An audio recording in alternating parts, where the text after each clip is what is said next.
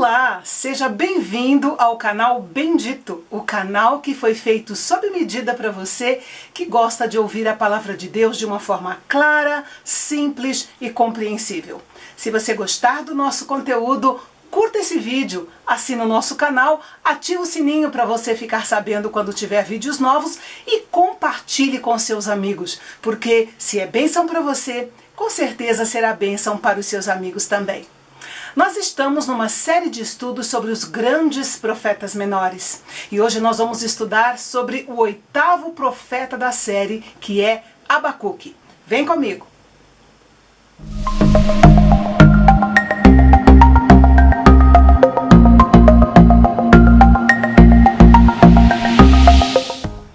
Quem foi Abacuque? O próprio livro nos dá poucas informações a respeito dele. A última frase do seu livro indica que ele era qualificado para participar do cântico litúrgico do Templo de Jerusalém, e isso aponta uma grande probabilidade de ele ser um levita.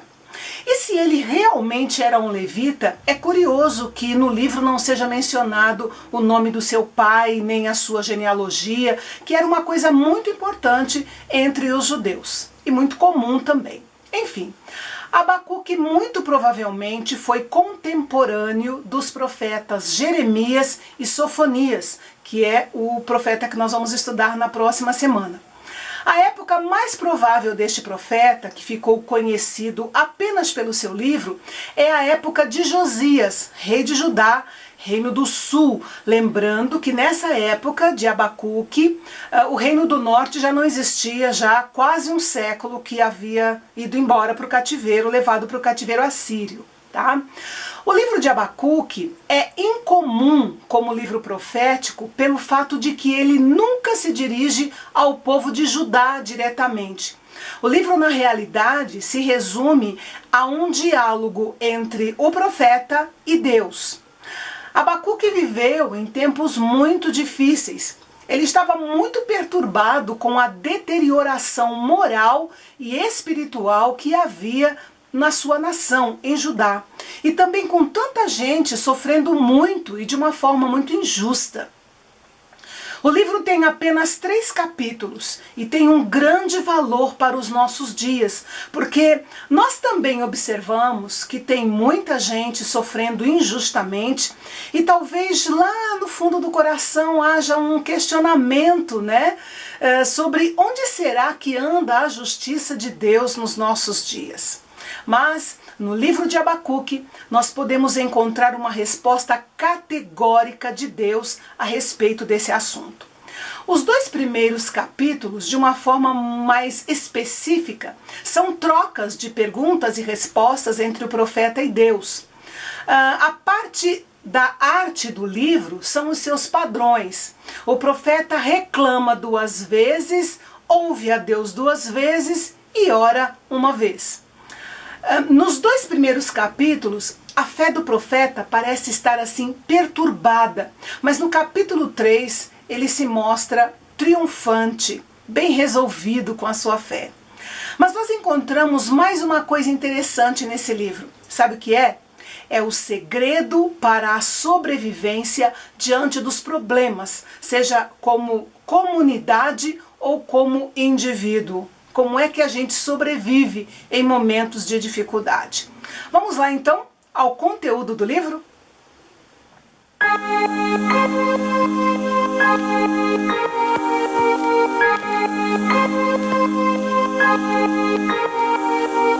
Ao que parece, o 21º ano do reinado do rei Josias, que era um homem muito temente a Deus, foi uma época de alegria para qualquer adorador do Senhor, especialmente para alguém como Abacuque, que era um levita dedicado mesmo ao Senhor.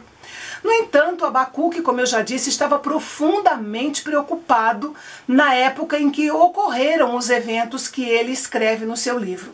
Então nós vamos ver um pouco do contexto histórico para poder entender a situação como um todo. Bem, o rei Josias havia assumido o trono de Judá com 8 anos de idade. Obviamente ele teve um tutor até atingir a idade de assumir o trono oficialmente. Quando ele estava com 16 anos, ele começou a buscar ao Senhor. E quando ele completou 20 anos, ele começou a eliminar a idolatria de Jerusalém. E eu trouxe um vídeo para poder mostrar para você de uma forma melhor, né, do que eu falando, o que foi que aconteceu nessa época. Veja lá. No 18º ano de seu reinado, ele começou a restaurar o templo que seus pais destruíram. Josias herdara um povo iníquo. E o livro das palavras do Senhor, registradas por Moisés, foram perdidas. E Josias buscou o verdadeiro Deus de Israel e começou a purificar Israel dos falsos deuses, a começar dos átrios da casa do Senhor.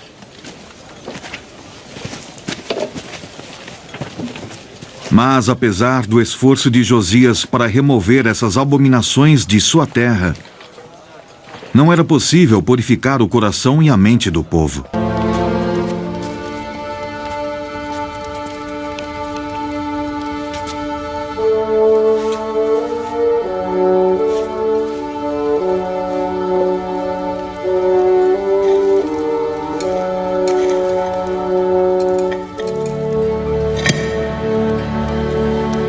Majestade, o sumo sacerdote descobriu um livro antigo escondido no templo e entregou-o a mim.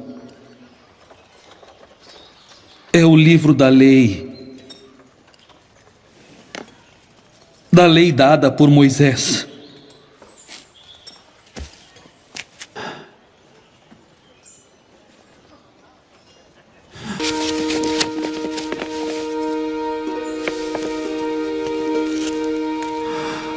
O Senhor, meu Deus, ouviu minhas súplicas.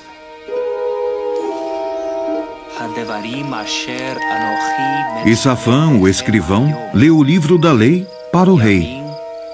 E o rei ouviu a palavra do Senhor como se proferida pela primeira vez.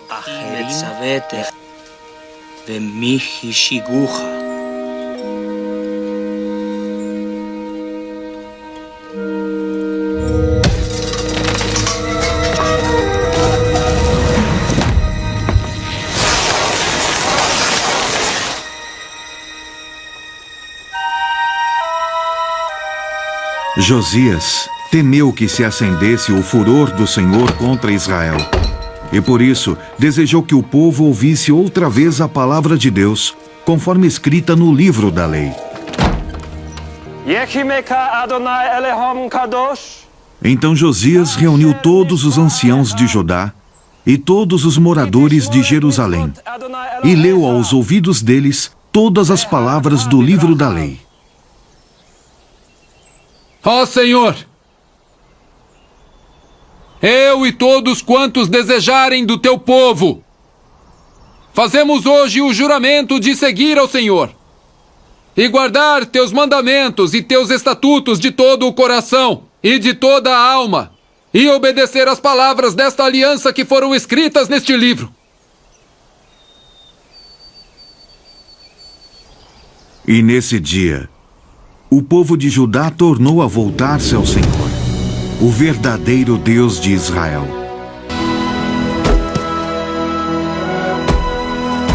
E cumprindo o que dizia o livro da lei, Josias tirou todas as abominações de Israel e queimou todos os vasos feitos para Baal e para Moloque fora de Jerusalém.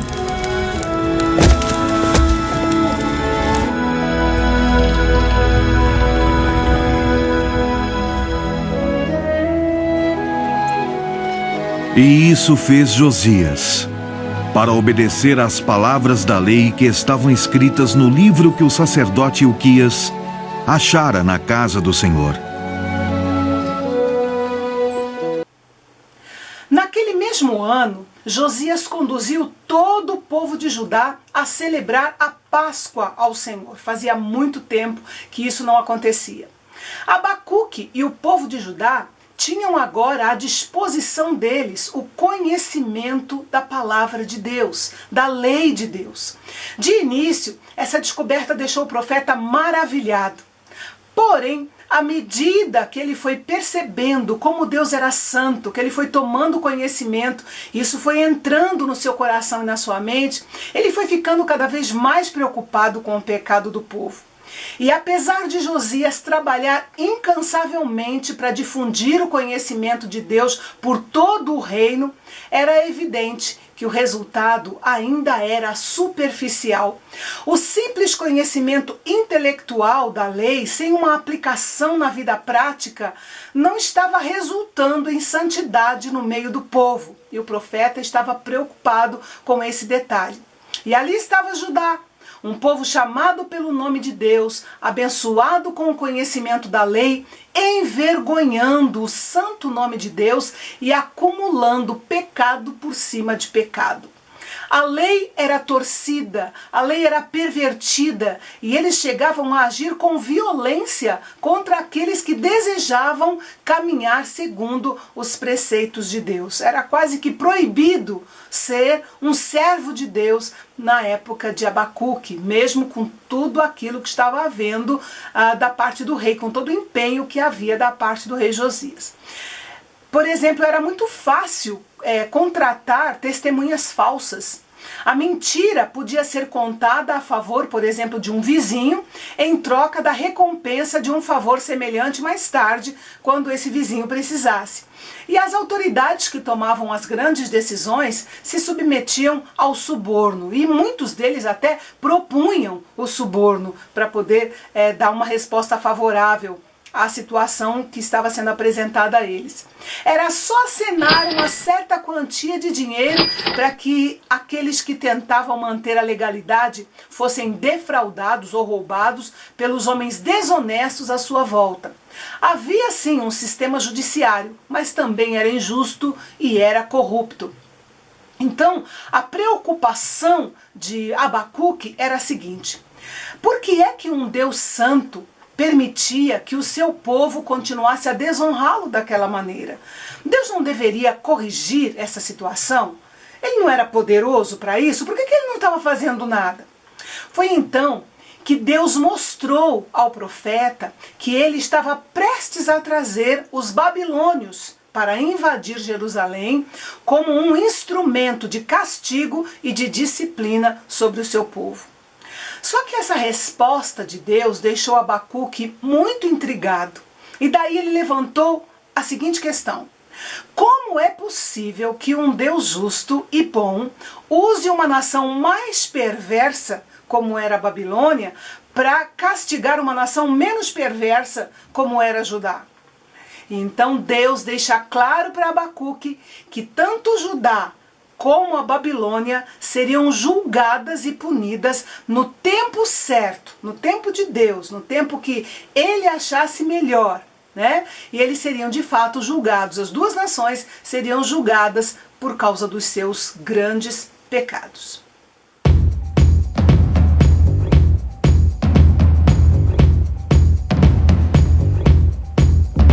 Fora da nação de Judá, o contexto da época era o seguinte: o Império Assírio estava se enfraquecendo, né? Nós falamos isso no vídeo passado, e a Babilônia, que seria o instrumento de Deus para a punição de Judá, estava se fortalecendo, porque era a nação que iria levar o povo de Judá para o cativeiro. Inclusive, entre os primeiros que foram levados para o cativeiro, babilônico no caso, estavam Daniel e os seus 3 companheiros, mais conhecidos como Sadraque, Mesaque e Abdenego.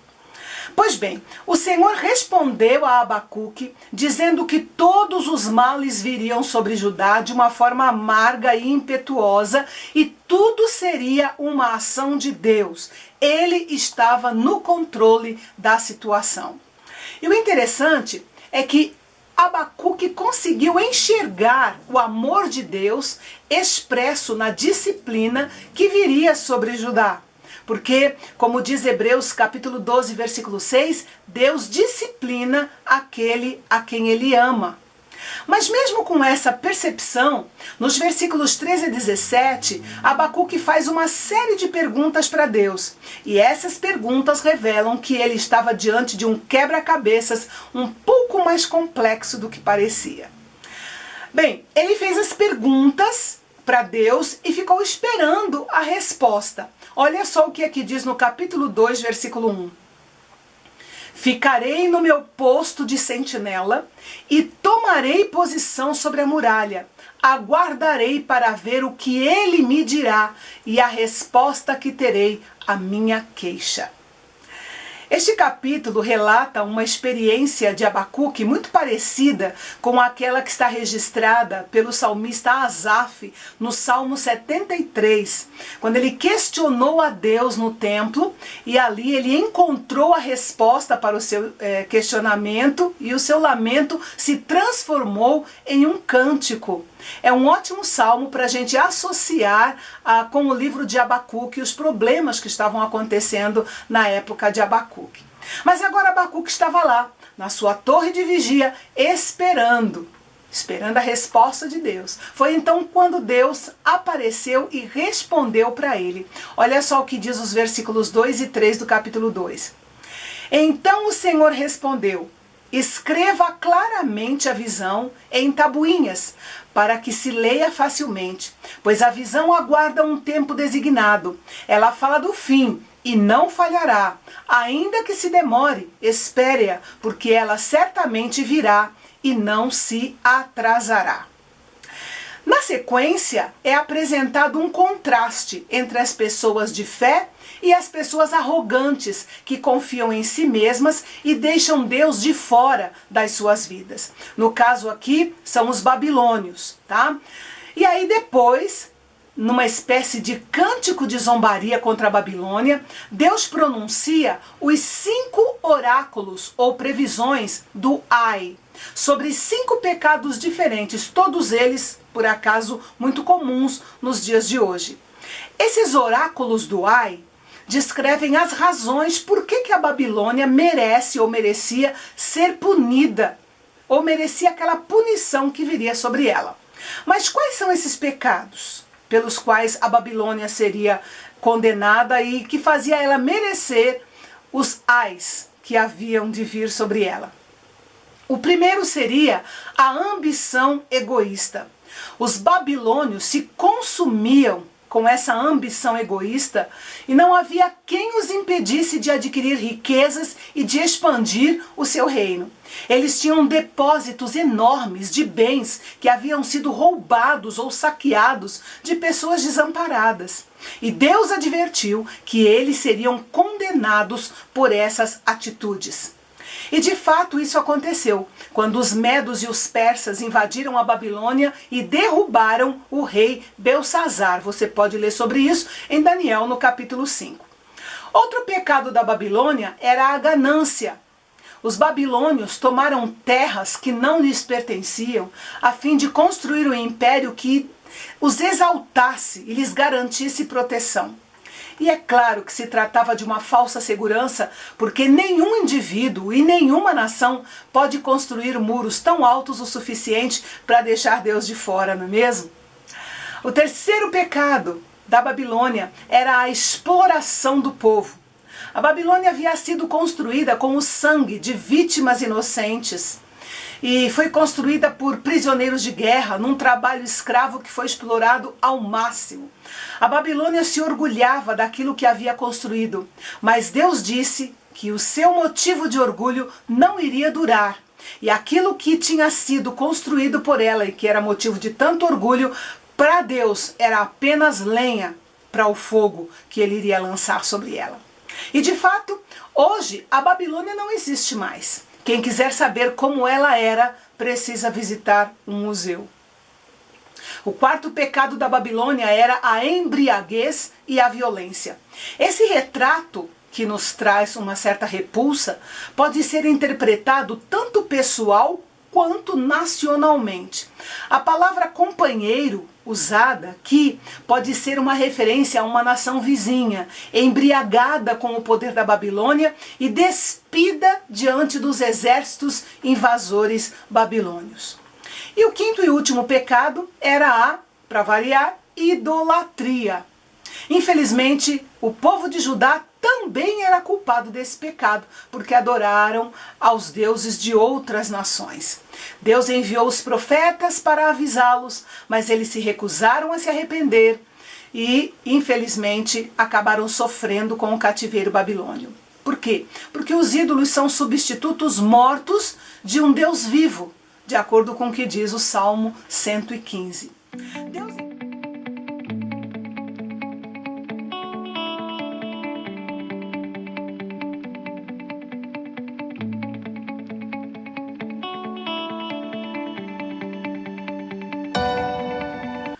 Abacuque tornou-se como uma corça, saltando confiante no alto dos montes.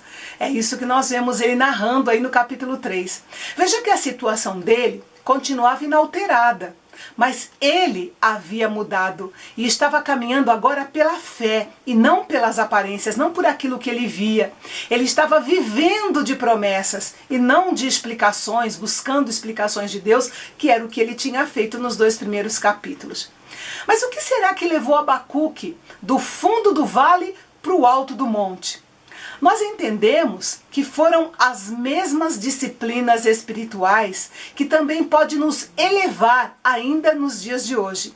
E quais são elas? São 3: oração, visão e fé.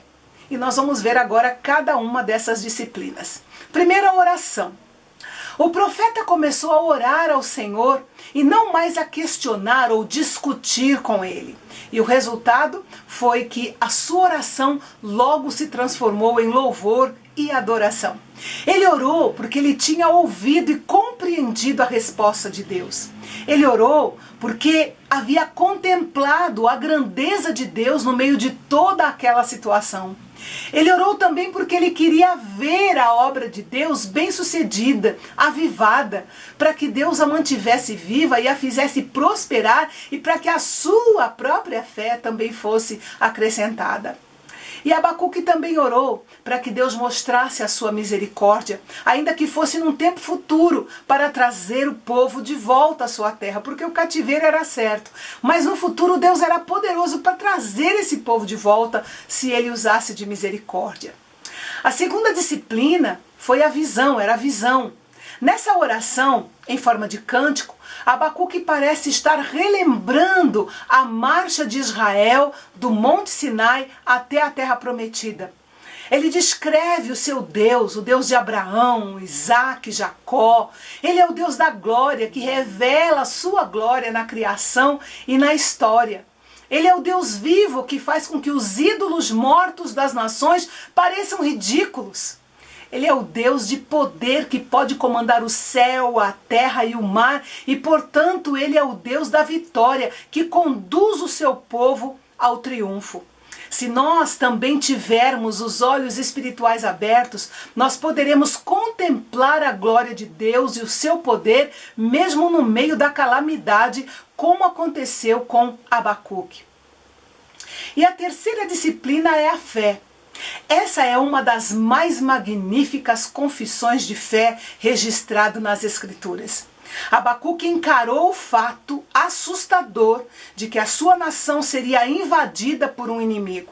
Ele sabia que muitos do povo iriam para o exílio e que muitos outros seriam mortos. A terra seria devastada, Jerusalém e o templo seriam destruídos. Entretanto, ele declara ao Senhor que confiaria nele em qualquer circunstância. Enquanto tudo à sua volta parecia desabar, pela fé ele olhou para o alto e todos os seus medos simplesmente desvaneceram. Andar pela fé é isso, é se concentrar na grandeza e na glória de Deus e não nas circunstâncias à nossa volta. Depois que os babilônios passassem por Judá, não restaria muita coisa de valor. Eles destruiriam as construções, saqueariam os tesouros e devastariam as lavouras e os pomares. A economia da nação se desintegraria e não haveria motivo para cantar. Porém, Deus ainda estaria sentado no trono, cumprindo os seus propósitos para com o seu povo. E aqui a gente lembra de Romanos, capítulo 8, versículo 28, que diz que todas as coisas, mesmo as mais ruins, cooperam para o bem daqueles que amam a Deus, daqueles que são chamados segundo o seu propósito. Abacuque não podia se alegrar com as circunstâncias, mas ele podia se alegrar com seu Deus. Ele descobriu que Deus era a sua força e também o seu cântico e a sua salvação.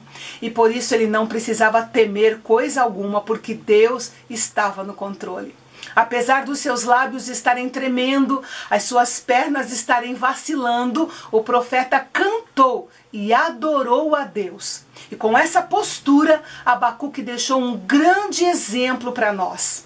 As provações que Deus permite que nós passemos podem nos aproximar mais ainda de Deus e nos elevar acima das circunstâncias para que nós andemos nas alturas com o Senhor.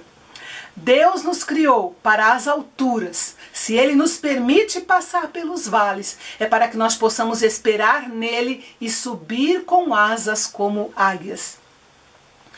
Campbell Morgan disse que nossa alegria é proporcional à nossa confiança.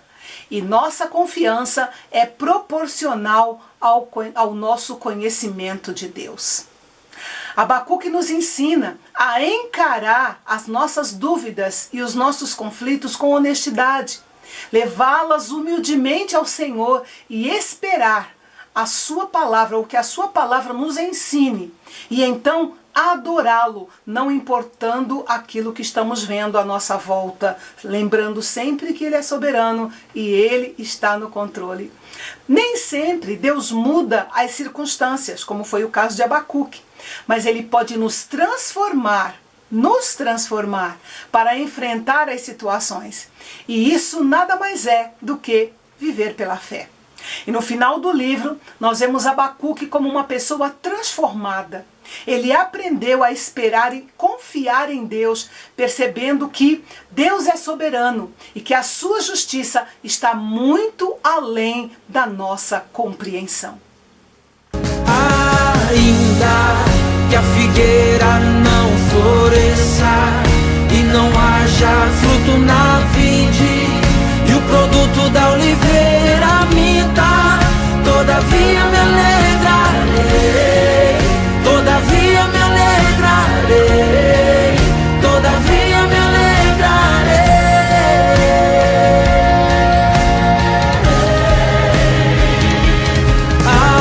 Ainda que a figueira não floresça e não haja fruto na vide e o produto da oliveira minta, todavia me alegrarei, todavia me alegrarei, todavia me alegrarei.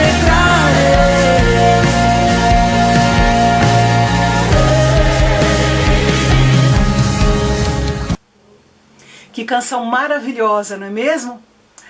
Muito bem, concluindo a nossa reflexão de hoje, tem um detalhe muito interessante que eu acho que você precisa saber ao estudar o livro de Abacuque. A língua hebraica utiliza muitas figuras de linguagem, porque elas enriquecem os conceitos que são passados pelos escritores bíblicos. Só que essas figuras de linguagem não são tão claras para os nossos dias como era para os leitores da época bíblica. E o livro de Abacuque, em particular, utiliza várias dessas figuras de linguagem. Então a dica que eu deixo para você é que quando você estiver estudando o livro de Abacuque, você compare diferentes versões bíblicas para você poder perceber a riqueza da linguagem do profeta e tenha uma compreensão melhor da sua mensagem. Ok? E aqui então nós encerramos mais uma reflexão, esperando você no Telegram, se você tiver interesse no material de apoio, ok? Se você tiver alguma dúvida, deixa aqui nos comentários, porque a sua dúvida pode ser a dúvida de outros também. E na próxima semana será a vez de conhecermos melhor o profeta Sofonias. E eu espero você para juntos nós refletirmos sobre esse profeta e a sua mensagem. Que Deus te abençoe e até lá!